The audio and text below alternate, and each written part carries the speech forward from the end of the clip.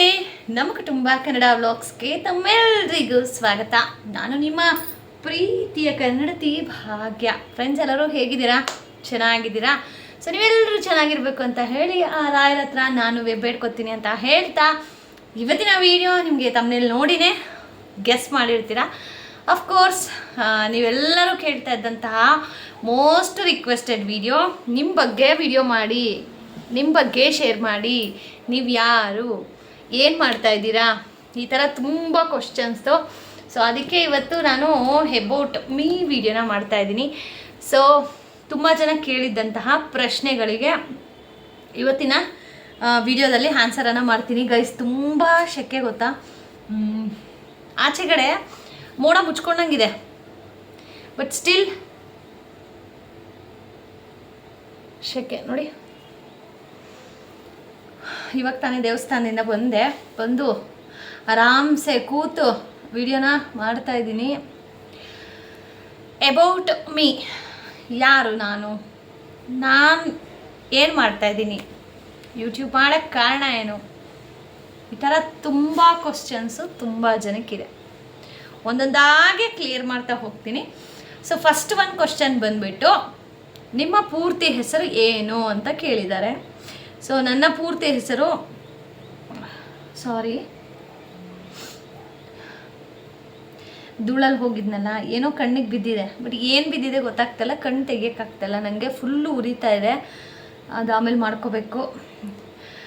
So ನನ್ನ full name ಏನು ಅಂತ ಕೇಳಿದ್ದಾರೆ. ಸೊ ನನ್ನ ಫುಲ್ ನೇಮು ಭಾಗ್ಯಲಕ್ಷ್ಮಿ.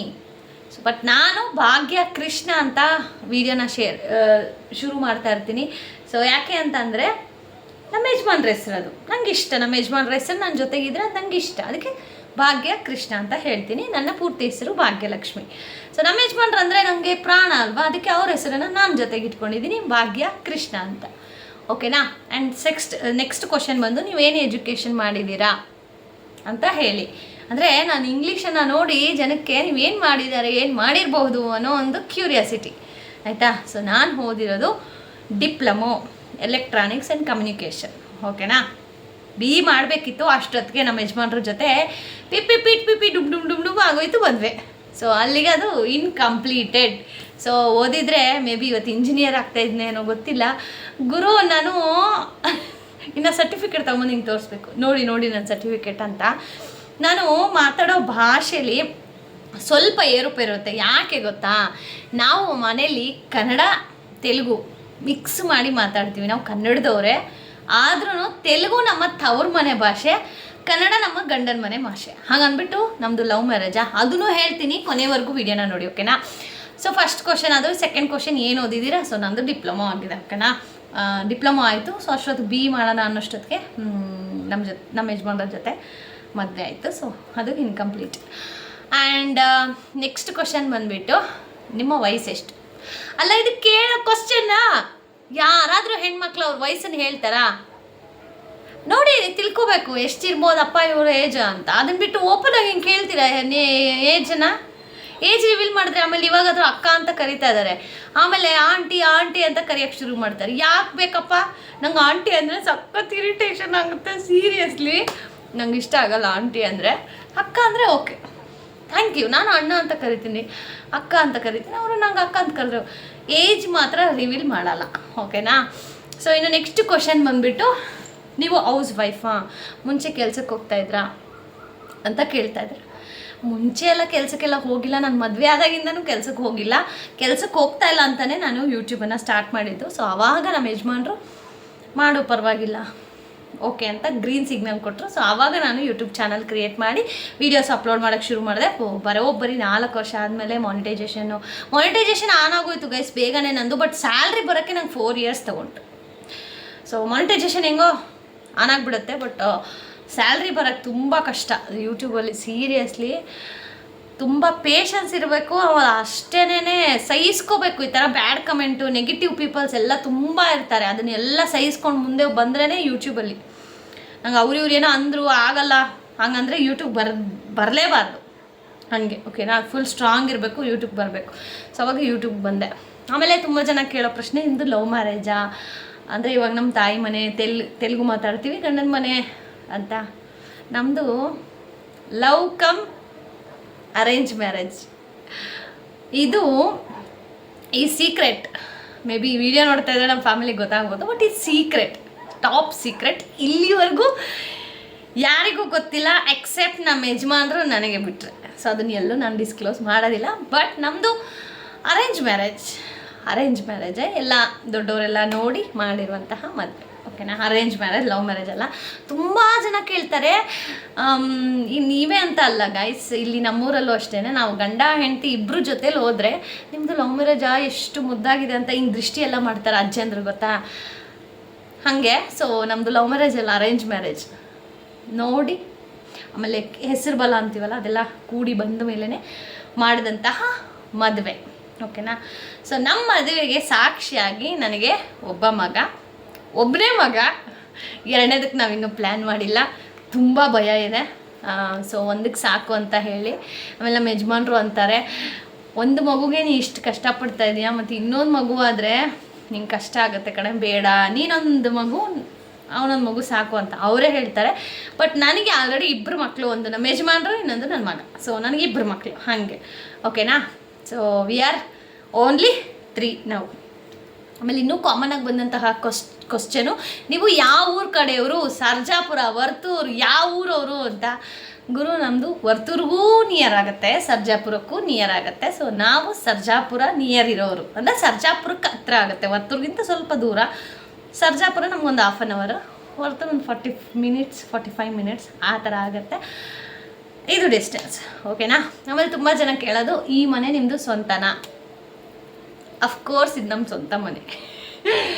ಯಾಕೆ ಅಂತಂದರೆ ತುಂಬ ಜನ ಕೇಳ್ತಾ ಇದ್ದೀರಾ, ನಿಮ್ಮದು ಸ್ವಂತ ಮನೆನಾ ಅಂತ. ಹೌದು, ನಮ್ಮದು ಸ್ವಂತ ಮನೆ, ಸ್ವಂತ ಊರು, ಇದೇ ಊರು, ನಮ್ಮ ಯಜಮಾನ್ರು, ಓಕೆನಾ. ಇವಾಗ ನಂದು.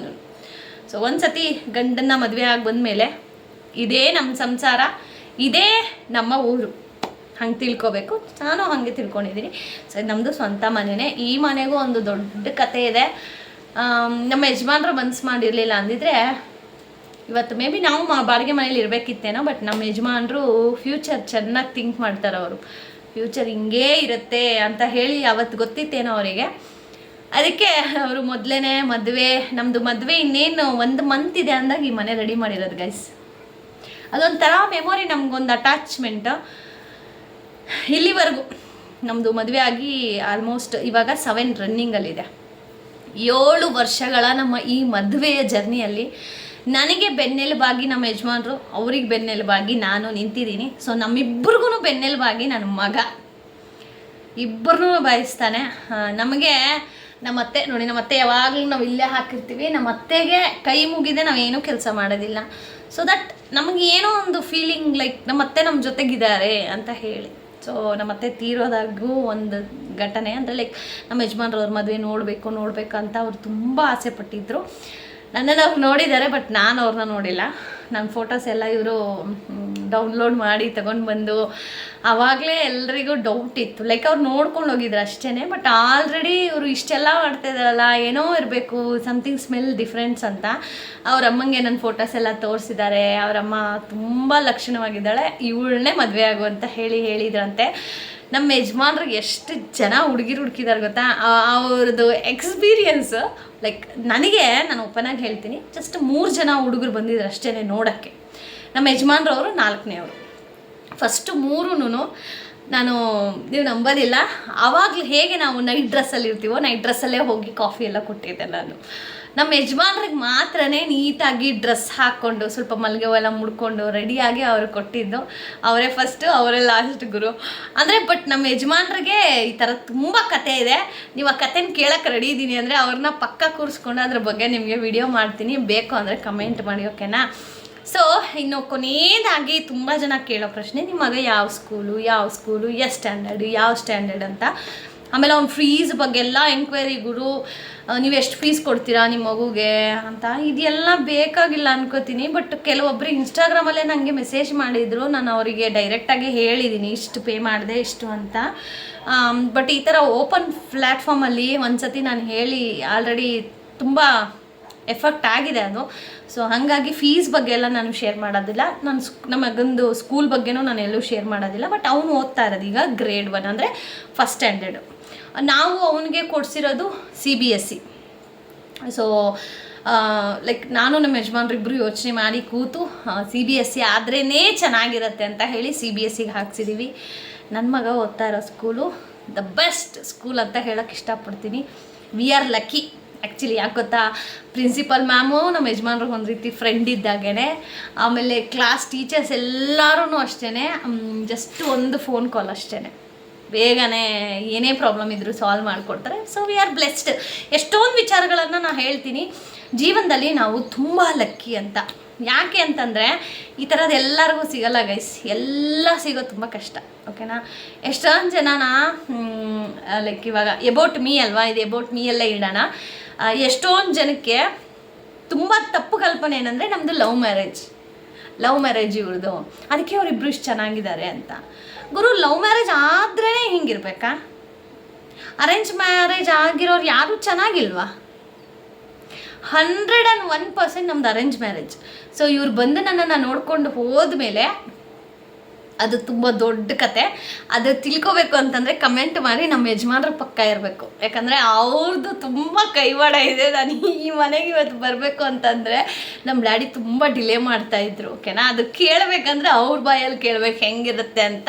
ನಿಮಗೆ ಬೇಕು ಅಕ್ಕ ನಿಮ್ಮ ಮ್ಯಾರೇಜ್ ಸ್ಟೋರಿ ಹೆಂಗಾಯಿತು ಹೇಳಿ ಅಂತಂದರೆ ಕಮೆಂಟ್ ಮಾಡಿ. ನಾನು ಅದನ್ನು ನಮ್ಮ ಯಜಮಾನ್ರ ಜೊತೆಗೆ ಕೂತು ಆ ವಿಡಿಯೋನ ಶೇರ್ ಮಾಡ್ತೀನಿ. ಸೊ ಇದು ನನ್ನ ಬಗ್ಗೆ ಬಂದಂತಹ ಕಾಮನ್ ಪ್ರಶ್ನೆಗಳು. ಆಮೇಲೆ ಯೂಟ್ಯೂಬಿಂದ ನಿಮಗೆ ಸ್ಯಾಲ್ರಿ ಬರ್ತಾ ಇದೆಯಾ, ಯೂಟ್ಯೂಬಲ್ಲಿ ಅರ್ನಿಂಗ್ಸ್ ಹೇಗೆ ಮಾಡೋದು, ಇದ್ರ ಬಗ್ಗೆ. ಸೊ ಯೂಟ್ಯೂಬಿಂದ ನನಗೆ ಸ್ಯಾಲ್ರಿ ಬರ್ತಾ ಇದೆ 2 months ಒನ್ಸ್ ಅಥವಾ 1 month ಮಂತ್ಲಿ ಬರ್ತಾ ಇದೆ. ಸ್ವಲ್ಪ ವ್ಯೂಸ್ ಮೇಲೆ ಡಿಪೆಂಡ್ ಆಗುತ್ತೆ, ಲೈಕ್ 2 months ಒಂದ್ಸತಿ ಆ ಥರ ರ್ಯಾಂಡಮ್ ಆಗಿ. ಬಟ್ ಸ್ಯಾಲ್ರಿ ಅಂತೂ ಬರ್ತಾ ಇದೆ, ನೋ ವರೀಸ್. ಲಾಸ್ಟ್ ಟೈಮ್ ನಾನು ಹೇಳಿದ್ನಲ್ವ, ಸ್ವಲ್ಪ ಬಂಗಾರದ ಮೇಲೆ ಇನ್ವೆಸ್ಟ್ ಮಾಡೋಣ ಅಂತ ಹೇಳಿ ದುಡ್ಡು ಹಾಗೆ ಇಟ್ಟಿದ್ದೀನಿ ಅಂತ. ಇವಾಗ ಪಿತೃಪಕ್ಷ ನಡೀತಾ ಇರೋದ್ರಿಂದ ತೊಗೋಬಾರ್ದು, ಅದಕ್ಕೇ ಸ್ವಲ್ಪ ಡಿಲೇ ಮಾಡ್ತಾ ಇದ್ದೀನಿ. ಆಮೇಲೆ ತುಂಬ ಜನ ಯೂಟ್ಯೂಬ್ದು ಸ್ಯಾಲ್ರಿ ವೀಡಿಯೋ ಮಾಡಿ ಅಂತ ಕೇಳ್ತಾ ಇದ್ದೀರಾ. ವಿತ್ ಪ್ರೂಫೇ ನಾನು ಮಾಡ್ತೀನಿ. ಈ ತಿಂಗಳು ಆಗೋಗ್ಬಿಡಲಿ, ಆಲ್ರೆಡಿ ಈಗ 26th ಇವತ್ತು. ಸೊ ಇವತ್ತು ಆಗಿಬಿಟ್ರೆ 28ಗೆ ಯೂಶ್ವಲಿ ಸ್ಯಾಲ್ರಿ ಬರುತ್ತೆ. ಸೊ ಈ ತಿಂಗಳದು ಬಂದಮೇಲೆ ಒಟ್ಟಿಗೆ 2 months ಸ್ಯಾಲ್ರಿ ಎಷ್ಟು ಅಂತ ನಾನು ಶೇರ್ ಮಾಡ್ತೀನಿ. ಓಕೆನಾ? ಸೊ ಮೇ ಬಿ ನಿಮ್ಮೆಲ್ಲ ಕ್ವಶನ್ಗೂ ಆನ್ಸರ್ ಮಾಡಿದ್ದೀನಿ ಅಂತ ಅನ್ಕೋತೀನಿ. ಬೈ ಚಾನ್ಸ್ ನಿಮಗೆ ಏನಾದರೂ ಬಿಟ್ಟಿದ್ರೆ ಕ್ವಶನ್ಸ್ ಕಮೆಂಟ್ ಮಾಡಿ, ಕಮೆಂಟಲ್ಲೇ ಆನ್ಸರ್ ಮಾಡ್ತೀನಿ. ಇವತ್ತಿನ ವಿಡಿಯೋ ಹೇಗೆ ಅನ್ನಿಸ್ತು? Lots of love. ಕಮೆಂಟ್ ಮಾಡಿ. ಬಾಯ್ ಬಾಯ್.